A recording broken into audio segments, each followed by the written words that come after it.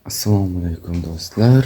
Mana bugun universitetga keldik va bizning universitetimiz kutubxonasida Korean language degan maxsus bo'lim bor.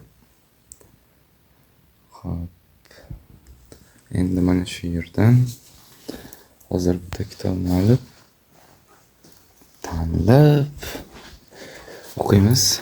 Taxminan yarim soatdan keyin yana bitta darsim bor va o'sha darsgacha biroz koreys tilini o'rganib turamiz.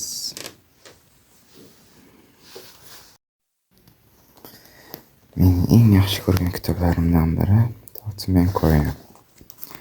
Ikkinchi level. Buni avval ham o'qigandim. Lekin oxirigacha emas. Bilganingizdek, intizom yetishmaganligi sababli oxiriga yetkazmagandim va